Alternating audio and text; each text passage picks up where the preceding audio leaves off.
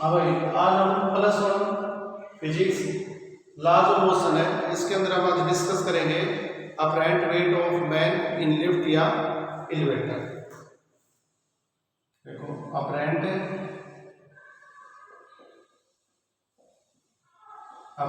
Wait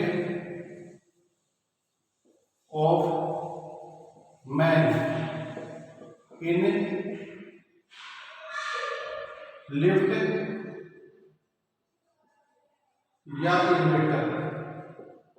ठीक है, तो भाई कोई लिफ्ट है या एलिवेटर है, वो अप या डाउन मूव कर रही है, तो उसके अंदर जो वेट होता है मैन का या किसी बॉडी का जो वेट होता है उसे हम क्या कहते हैं? अपरेंट वेट कहते हैं।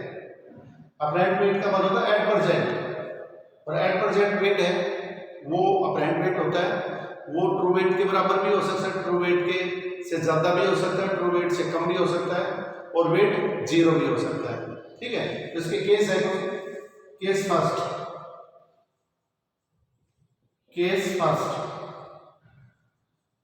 व्हेन लिफ्ट मूव या व्हेन लिफ्ट मूव, चलो when lift move with constant velocity in up या डाउन डायरेक्शन, यानी कोई लिफ्ट है और वो कांस्टेंट वेलोसिटी से चल रही है, कांस्टेंट वेलोसिटी, या तो ऊपर की तरफ जा रही है या नीचे की तरफ जा रही है, दोनों का आंसर एक ही होगा। तो देखो ये सपोज करो लिफ्ट है और ये चल रही है कांस्टेंट वेलोसिटी से, कांस्टेंट वेलोसिटी से ऊपर की तरफ चल रही है सपोज करो। इसके अंदर एक वेइंग मशीन होती है, वेइंग मशीन, और वेइंग मशीन के ऊपर एक मैन खड़ा हुआ है। ये वेइंग मशीन है, वेइंग मशीन के ऊपर एक आदमी खड़ा हुआ है या कोई भी ऑब्जेक्ट रख रखा है आपने, तो इसका क्या हो गया? एक्शन हो गया W बराबर mg, वेट, जिसको हम ट्रू वेट बोलते हैं। इसके बदले इसको क्या मिलेगा? नॉर्मल रिएक्शन मिलेगा। और जो रीडिंग आती है इसके अंदर, मशीन के अंदर जो रीडिंग आती है, वेइंग मशीन होती है, उसके ऊपर अंदर जो रीडिंग आती है वही क्या होता है? नॉर्मल रिएक्शन होता है। और जो नॉर्मल रिएक्शन होता है वही कौन सा वेट होता है? अपरेंट वेट होता है। ठीक है, तो इसका मतलब क्या हुआ? इसका तो मतलब ये होगा कि एक्सीलरेशन क्या होगा? 0। भाई कोई भी पार्टिकल स्ट्रेट लाइन के अंदर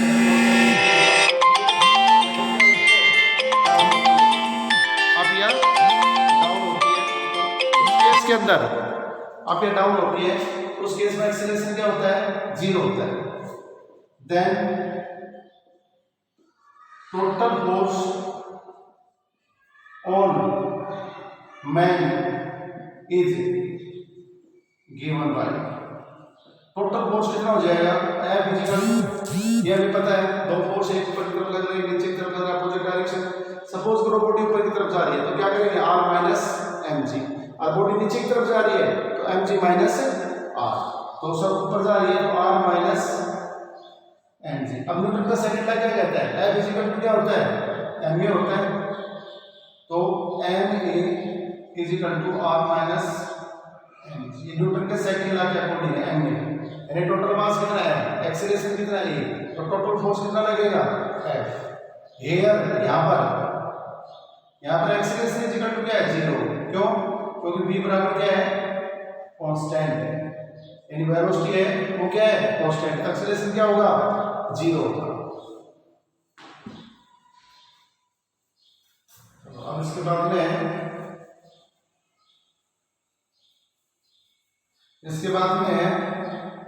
0 इज इक्वल टू, भाई m into weight, a is equal to 0, तो 0 is equal to r minus mg, और r is equal to mg, और ये है ट्रू वेट। r का मतलब है अपरेंट वेट ऑफ मैन, और m इज इक्वल टू क्या है? W is equal to mg, true weight of man. इसका मतलब अपरेंट वेट और ट्रू वेट क्या है? दोनों बराबर है। एक और चीज बता देता हूँ यहाँ पे कई बार ये पूछ लेते हैं भाई लिफ्ट है, लिफ्ट के अंदर रोप है, रस्से हैं, तो रस्से के अंदर टेंशन क्या होगी, तो आर की जगह हम टी कर देंगे, यही आंसर अच्छा है। वो कहेंगे what will be tension in the rope of the lift या एलिवेटर, ठीक है। तो आर की जगह क्या जाएगा, आर की जगह टी कर देना बस। तो टी इक्वल टू mg, ये है टेंशन, ये क्या होगी, रस्से के अंदर टेंशन होगी जब लिफ्ट v स्पीड से ऊपर की तरफ जा रही है, कांस्टेंट स्पीड से, कांस्टेंट वेलोसिटी से ऊपर की तरफ जा रही है या नीचे की तरफ जा रही है, ऊपर की तरफ जा रही है या फिर नीचे की तरफ जा रही है, तो दोनों केस में बराबर होगा। नीचे की तरफ जा रही है तो आपको क्या करना है, मैंने दोनों लिखवाया, आपको डाउन दोनों लिखवाया। आपको सर आप पढ़ा करते हैं डाउन वाला कोई दिक्कत नहीं है, डाउन में mg माइनस आर कर देना, लिफ्ट डाउनवर्ड में जा रही है तो mg माइनस आर, और f इक्वल टू वही तो का सेकंड लाइन में ये 0 हो जाएगा, तो फिर फार्मूला क्या बन जाएगा, mg माइनस आर बराबर 0, आंसर तो वही आ रहा है। तो लिफ्ट है कांस्टेंट वेलोसिटी से आप जाए या डाउन जाए, दोनों केस के अंदर जो ट्रू वेट होता है, जो मैन का जो ट्रू वेट होता है या बॉडी का जो ट्रू वेट होता है, वही वेट उसके अंदर आता है, यानी कहने का मतलब अपराइट वेट और ट्रू वेट क्या होगा, सेम होगा। और यदि रस्सी के अंदर टेंशन पूछ रहे तो इसका मतलब ये है, जैसे कोई क्वेश्चन दे देते हैं, आगे एक रोप है और उसके ऊपर एक मंकी है, बंदर चढ़ रहा है, ऊपर से बंधी हुई है रस्सी है और उसके ऊपर बंदर चढ़ रहा है, बंदर का वजन कितना है, m है, एक्सेलरेशन टू ग्रेविटी कितनी है, g है, और मंकी कांस्टेंट वेलोसिटी से ऊपर की तरफ जा रहा है, तो रस्सी में what will be tension in this string, तो आपका आंसर क्या होगा, आर की जगह क्या कर देंगे, टी इक्वल टू क्या हो जाएगा, mg हो जाएगा। या मंकी कांस्टेंट वेलोसिटी नीचे की तरफ आ रहा है तो होगा what will be tension in the cord या स्ट्रिंग, रस्सी के अंदर क्या होगी, रस्सी के अंदर टेंशन कितनी होगी, तो चाहे मंकी है वो ऊपर की तरफ जाए या मंकी है वो नीचे की तरफ जाए, कितनी स्पीड से, कांस्टेंट स्पीड से, दोनों केस के अंदर t बराबर mg होगा। ये टेंशन की बात करते हैं तो ठीक है। चलो ये तो फर्स्ट केस था, अब इसके बाद हम सेकंड केस करते हैं।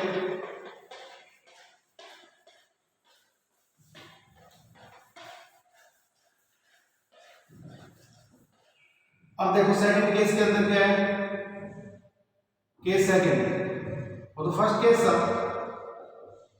केस सेकंड, व्हेन लिफ्ट या inverter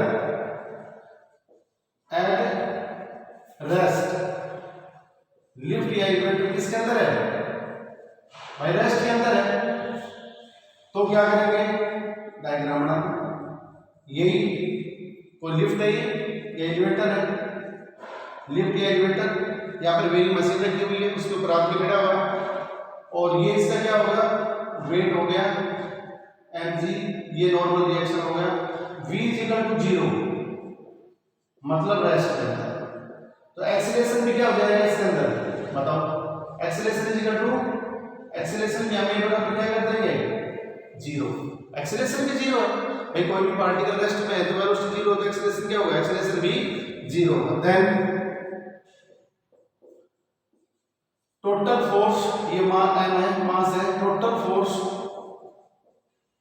on man is, Newton का सेकंड लॉ, टोटल फोर्स क्या होता है, total force upward force minus downward force, या डाउनवर्ड माइनस अपवर्ड, या तो ये रेस्ट में, तो रेस्ट में क्या करोगे आप, चाहे नीचे mg माइनस r कर दो या r माइनस mg कर दो, कोई फर्क नहीं पड़ता है, तो r माइनस mg कर देता हूं, और f किसके बराबर होता है according to Newton second law, ये तो m इज इक्वल टू किसके बराबर हो गया, r माइनस mg, और यहाँ पर a किसके बराबर है 0, कारण क्या है, ड्यू टू यहाँ पर वेलोसिटी कितनी है, velocity equal to 0, is equal to किसके बराबर 0 बराबर, तो r इज इक्वल टू क्या हो गया mg, इसका मतलब ये फिर हो गया ट्रू वेट और अपराइट वेट दोनों क्या है बराबर है।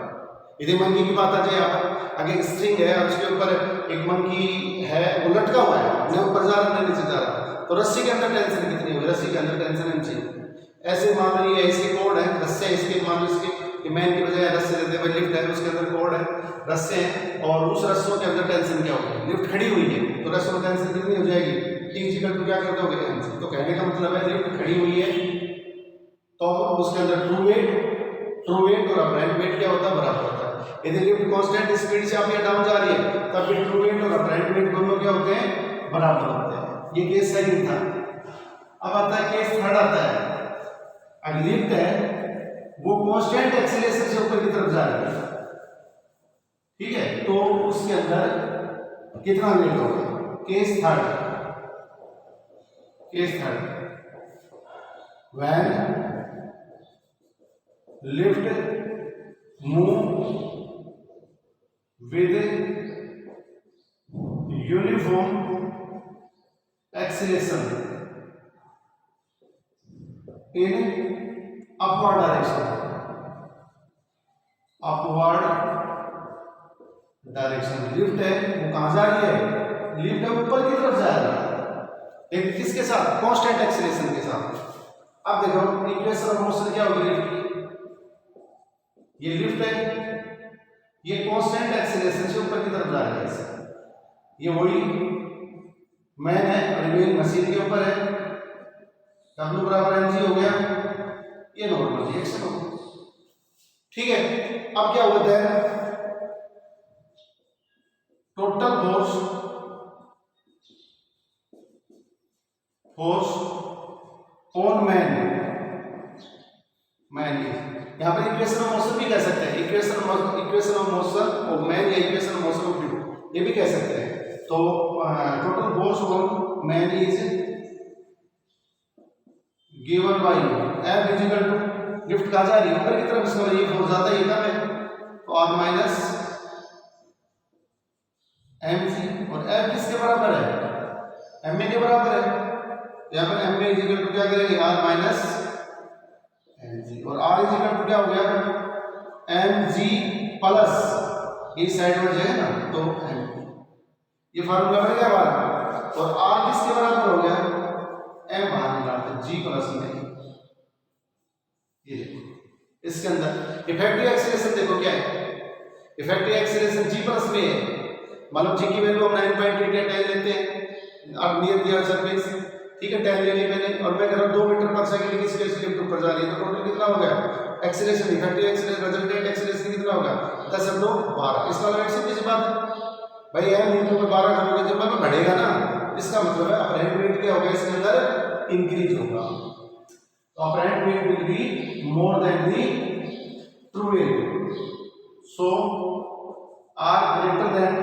w, यानी w इक्वल टू क्या होता है mg, मैंने स्टार्टिंग में बताया था, w का मतलब होता है ट्रू वेट, w का मतलब क्या होता है, w बराबर mg इक्वल टू का ट्रू वेट, r का मतलब होता है अपरेंट वेट। ठीक है, तो ये इक्वेशन ऑफ मोशन है। अब वही बात आ गई टेंशन वाली, अगर मंकी है, मंकी का मास कितना m है, और मंकी a एक्सीलरेशन से, कांस्टेंट एक्सीलरेशन a से ऊपर की तरफ जा रहा है रस्से के ऊपर, तो what will be tension in this string, रस्से के अंदर टेंशन क्या होगी, तो m इनटू a, टेंशन घटेगी या घटेगी, अब मोशन इंक्रीज होगी, तो कितनी हो जाएगी m इनटू g प्लस में। ध्यान रखना, यदि मंकी ऊपर की तरफ जा रहा है तो टेंशन घटेगी, क्योंकि इफेक्टिव एक्सीलरेशन क्या हो गया, ज्यादा हो गया।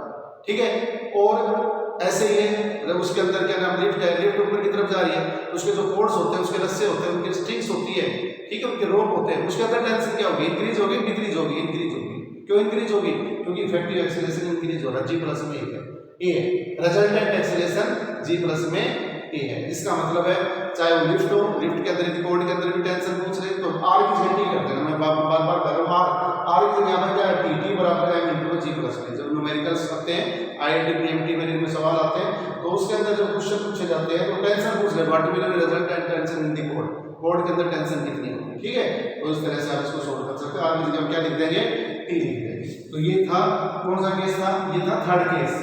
अब केस आता है फोर्थ, इसमें तो लिफ्ट कहां जा रही है, लिफ्ट है वो अपवर्ड में जा रही है, ऊपर की तरफ जा रही है। अब मान लो लिफ्ट है वो नीचे की तरफ भी आ सकती है, भाई ए एक्सीलरेशन से लिफ्ट ऊपर जा रही है, तो ए एक्सीलरेशन से क्या हो सकती है, नीचे भी आ सकती है। तो क्या केस होगा, केस फोर्थ केस है, when lift move with uniform acceleration in downward direction,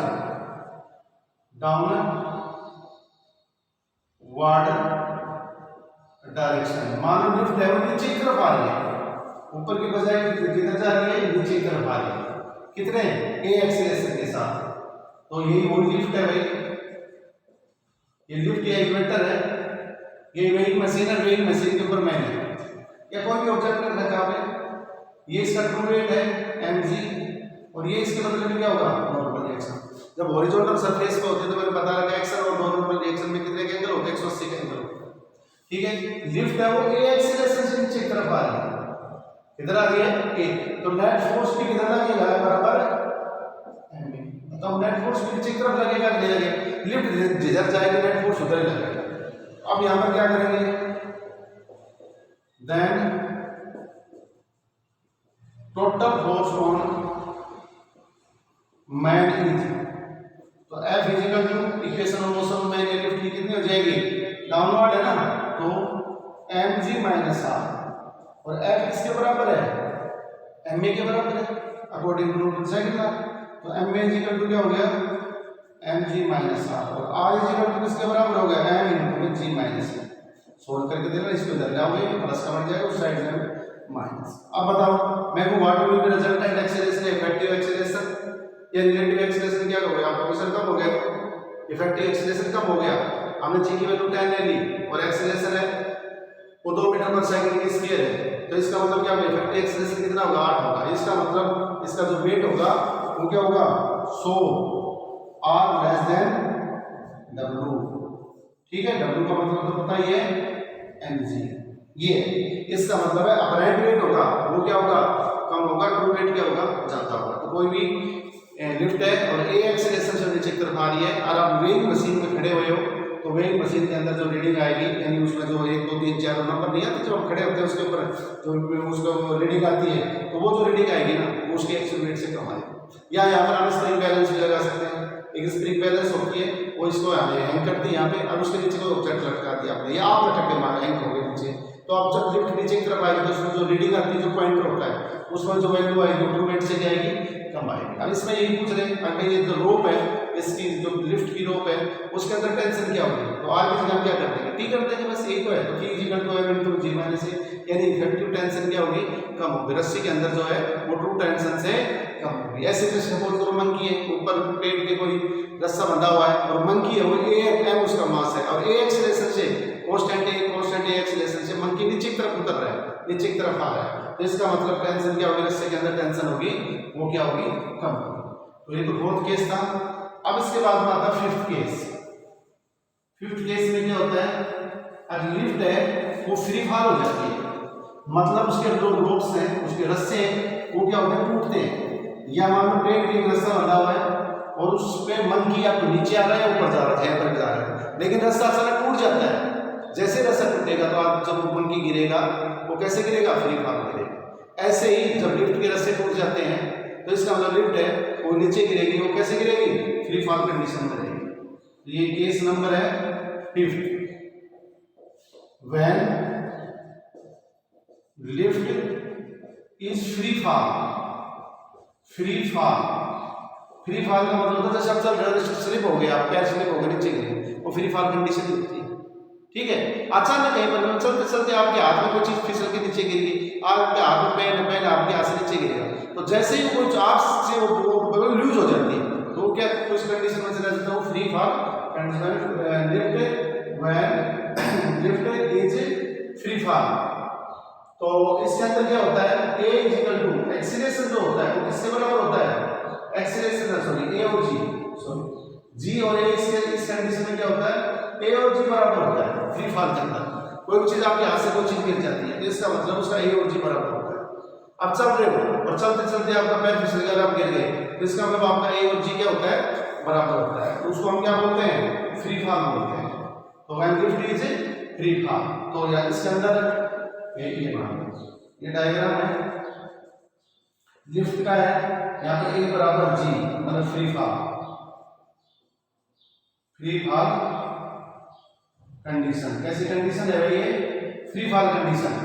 तो इसके अंदर ये क्या हो गया, ये हो गया इसका वेट हो गया, ट्रू वेट हो गया, इसके बदले में ये इसका नॉर्मल रिएक्शन हो गया, ये इसका होगा। तो equation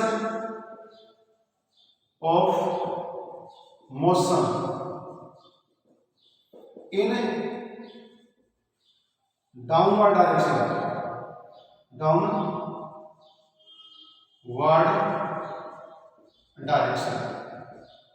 is given by, equation of motion है डाउनवर्ड डायरेक्शन।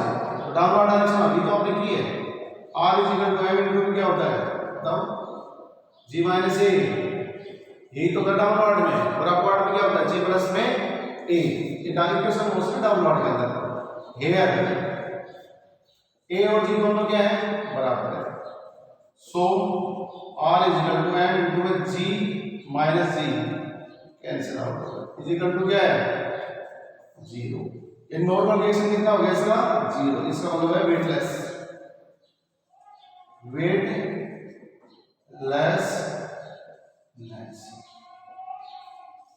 वेटलेसनेस, ये वेटलेसनेस है, ठीक है। ये बॉडी है वेटलेस, इसका कोई वेट नहीं है, इसको कहते हैं वेटलेस कंडीशन, यही होती है वेटलेस कंडीशन, ठीक है भाई। तो ये 5वां केस था। एक लास्ट केस और 6th केस है।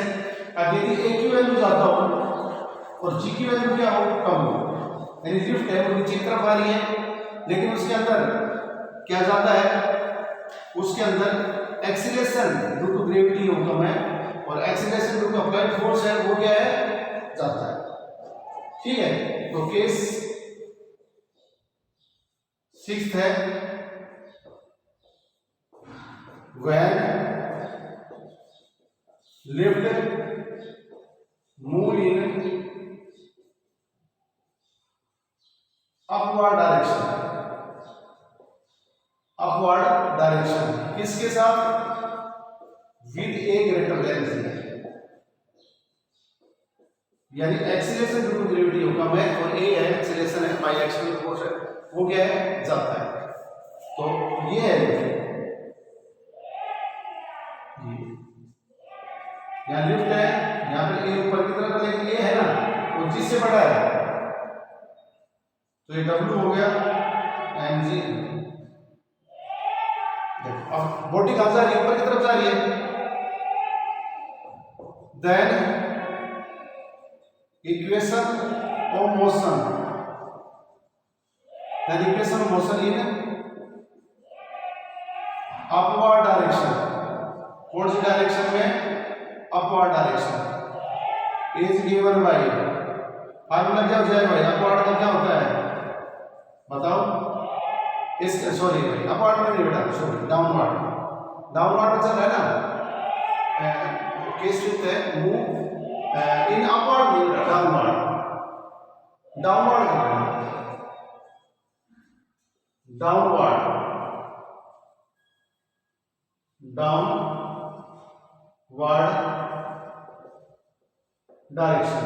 डायरेक्शन सॉरी, ठीक है। अपवर्ड की जगह क्या करना है आपको, डाउनवर्ड डायरेक्शन करना है।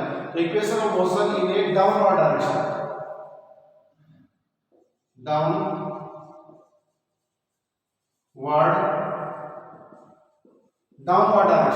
इज गिवन बाय, तो g माइनस ए, अपवर्ड नहीं करना आपको, डाउनवर्ड करना है, ताकि एक लिफ्ट है वो डाउनवर्ड में नीचे की तरफ आ रही है, लेकिन ये इससे जिससे जाता है। तो यहाँ पे क्या है, here a is greater than g, so r is equal to negative, ये जो वेट आएगा किसमें आएगा, नेगेटिव आएगा। नेगेटिव का मतलब क्या होता है, आगे जो बॉडी है ना, ये बॉडी है, ये मैन है, ये किससे चिपक जाएगा, it will be attach with this sling of the lift, तो लिफ्ट की जो स्लिंग है उससे चिपक जाएगा यहाँ, यानी ए से ए ज्यादा है और जी कम है, तो ये आदमी है, ये यहाँ के बजाय यहाँ रहने के बजाय इससे चिपक जाएगा। In this condition,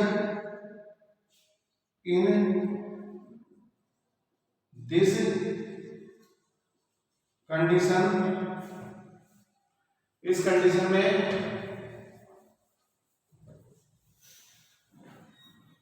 this condition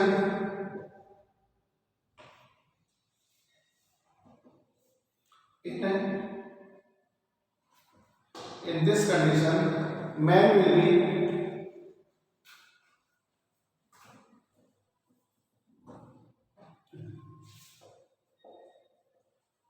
in this condition man